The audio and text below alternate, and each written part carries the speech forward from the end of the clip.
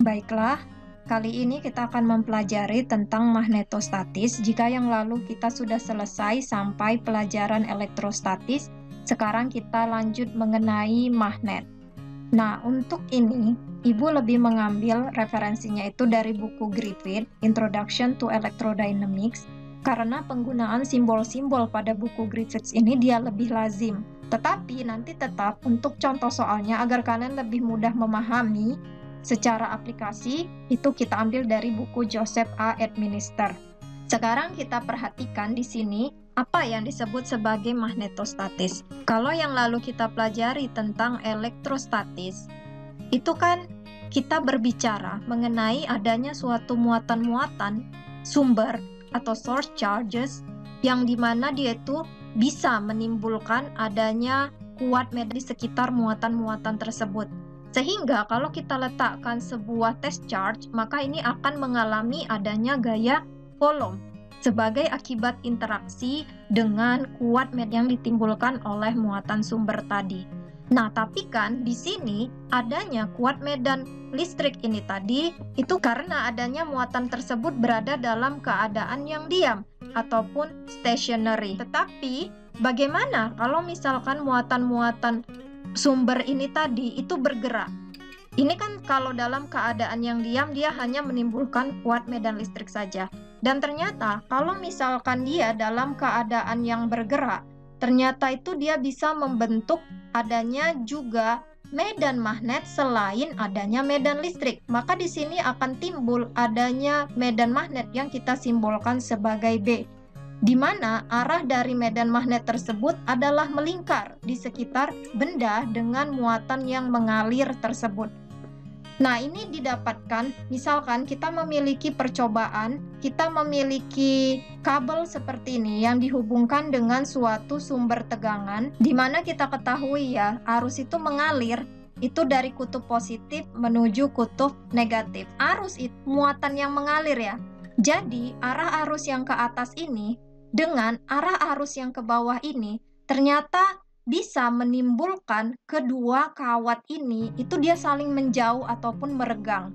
Sedangkan kalau misalnya kita susun rangkaian lain sedemikian rupa sehingga nanti antara dua kawat ini arusnya itu sama-sama arahnya, maka justru dia itu saling tarik-menarik. Artinya ada interaksi lain selain interaksi yang berasal dari kuat medan listrik. Itulah interaksi akibat adanya kuat medan magnet yang ditimbulkan oleh siapa? Oleh muatan-muatan yang bergerak tadi. Jadi, dia seperti ini penggambarannya ya. Jika arah arusnya ke atas seperti ini artinya muatan-muatannya bergerak ke atas, maka akan ada medan magnet di sekitar muatan yang bergerak tersebut. Jadi kalian harus ingat, pada magnetostatis itu kita membahas adanya medan magnet akibat muatan-muatan yang bergerak. Kalau elektrostatis itu adanya medan listrik akibat muatan yang diam. Lalu arah dari medan magnet ini seperti apa? Kan ini kalau misalnya tertarik atau teregang seperti ini itu berarti ada gaya yang bermain di situ. Dan arus itu juga mempunyai arah. Kita andaikan dia muatannya mengalir pada arah yang tertentu.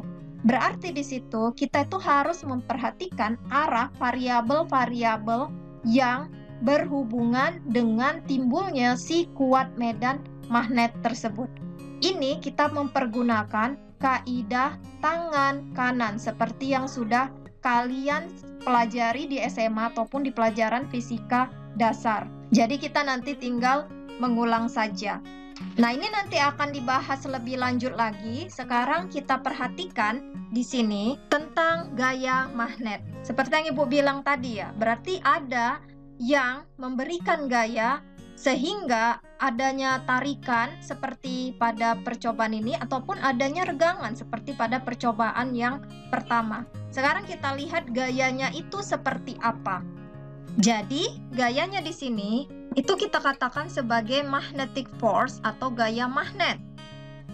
Untuk lebih jelasnya, yang disebut sebagai gaya magnet itu seperti apa? Misalkan ya, kita memiliki partikel yang bermuatan dan dia bergerak. Ingat tadi, partikel yang bermuatan kemudian bergerak, dia akan menimbulkan adanya kuat medan magnet di sekitar partikel tersebut. Sehingga dia sendiri itu akan mengalami gaya yang arahnya ternyata setelah diteliti itu tegak lurus dengan kecepatannya. Dan besarnya itu berbanding lurus dengan satu kecepatannya. Di sini kita simbolkan sebagai V. Kalau di buku administer itu disimbolkan sebagai U. Jadi ini terserah saja. Besar muatannya atau Q dan kuat medan magnetnya. Nah, kuat medan magnet inilah yang kita simbolkan sebagai B di dalam buku Griffith. Sebenarnya kalau dalam buku administer juga maknanya sama ya, tapi istilah yang digunakan itu berbeda. Nah, sekarang berarti kita buat di sini bahwa gaya magnet itu adalah berapa besar muatan yang bergerak tersebut, kemudian berapa kecepatan muatan tersebut bergerak dikali silang dengan kuat medan magnet di sekitar muatan tersebut.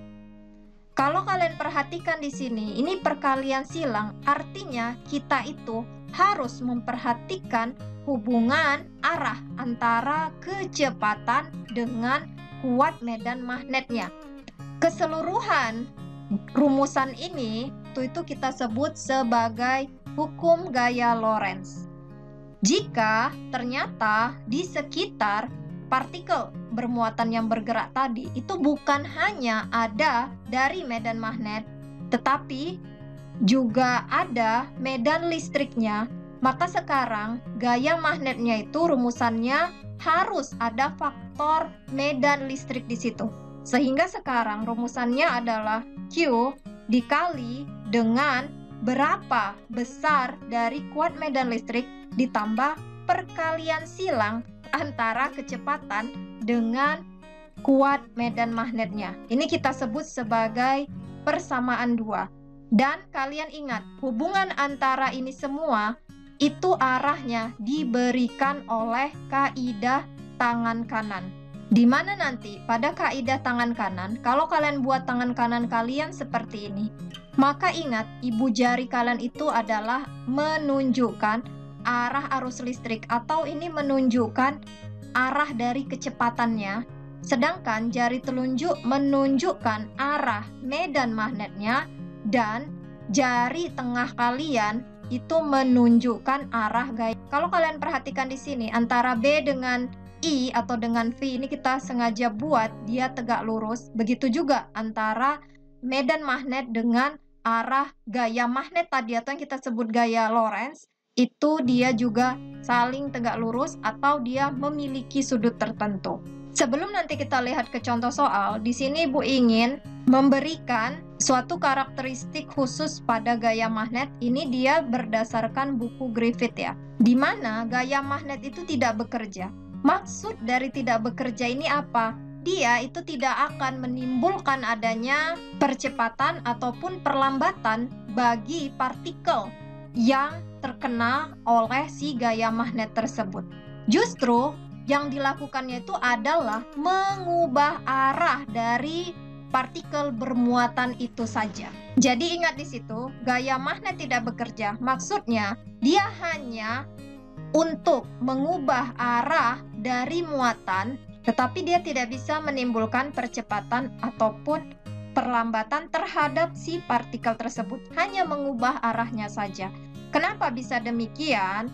Nah, kalau misalnya kalian perhatikan, kita di sini memiliki Q yang bergerak dengan jarak yang ditempuh dari si Q tadi, kita katakanlah sebagai DL. Jadi DL ini adalah perpindahan yang ditempuh. Kalau kalian masih ingat bahwa S sama dengan V kali T. Nah, itu juga sama seperti ini ya. Perpindahan adalah perkalian antara kecepatan muatan yang bergerak dikali dengan waktunya. Maka, kalau ini perpindahan yang ditempuh, kita ingat lagi, rumusan dari usaha itu adalah gaya dikali dot dengan perpindahan yang ditempuhnya. Nah, kalau misalnya kita masukkan gaya magnet di sini, rumusan yang nomor 1 ini tadi, gaya magnet, kita masukkan ke dalam persamaan kita ini, itu maka akan didapati bahwa antara suku yang ini, perkalian silang antara kecepatan dengan kuat medan magnet, dikali-dotkan dengan kecepatannya sendiri, nah itu dia saling tegak lurus. Dimana kita ketahui ini saling tegak lurus. Sehingga nanti hasil perkaliannya itu, kalau dia perkalian dot kan mempergunakan cos ya. Kalau kalian masih ingat, A dot B sama dengan besar A besar B kosinus dari theta. Nah, kalau dia saling tegak lurus, maka ini tetanya berarti sama dengan 90. Kosinus dari 90 itu menghasilkan 0.